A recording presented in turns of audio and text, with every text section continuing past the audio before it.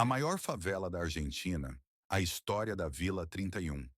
Logo ao lado das avenidas mais modernas de Buenos Aires, cercada por arranha-céus e o movimento constante da capital argentina, existe uma comunidade que é símbolo de resistência, desigualdade e transformação.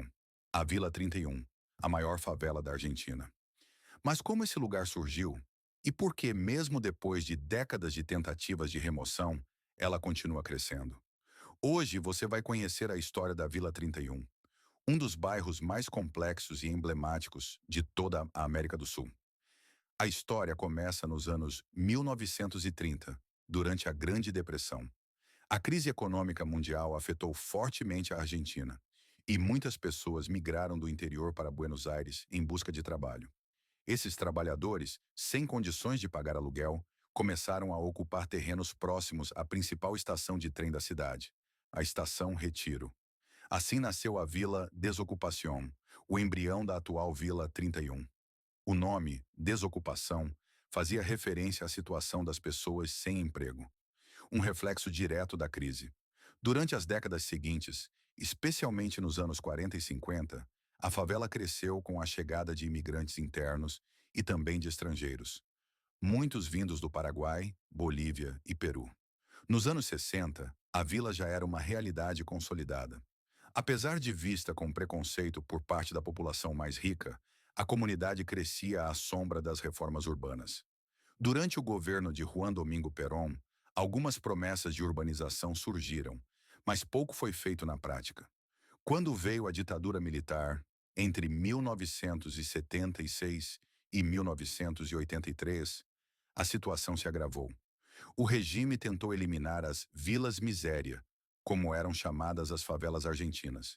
Milhares de famílias foram removidas à força, mas a Vila 31 resistiu, principalmente por estar localizada em uma área estratégica, perto do centro econômico de Buenos Aires. Nos anos 90, durante o governo de Carlos Menem, o país viveu privatizações e desemprego em massa.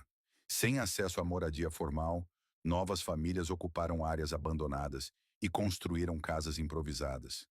A Vila 31 começou a crescer verticalmente.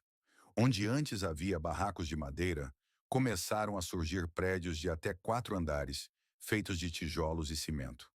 Com o tempo, a comunidade se dividiu em setores. Vila 31 e Vila 31 Bis, abrigando hoje entre 35 mil e 45 mil pessoas, segundo estimativas recentes.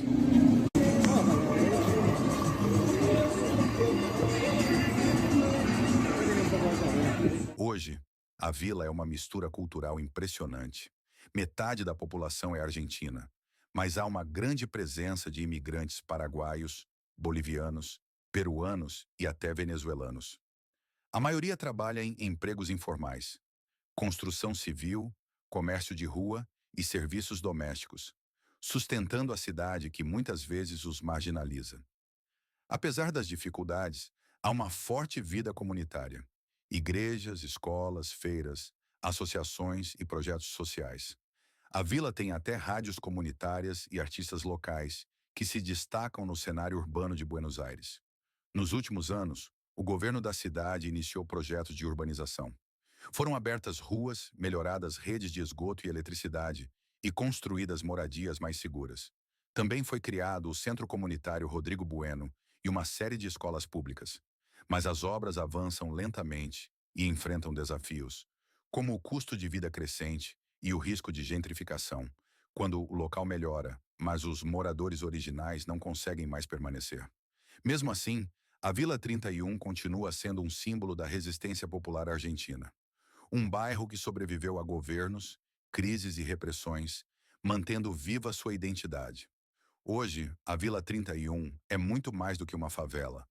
É um lembrete de como as grandes cidades latino-americanas cresceram de forma desigual e de como a luta por moradia digna ainda é uma questão urgente.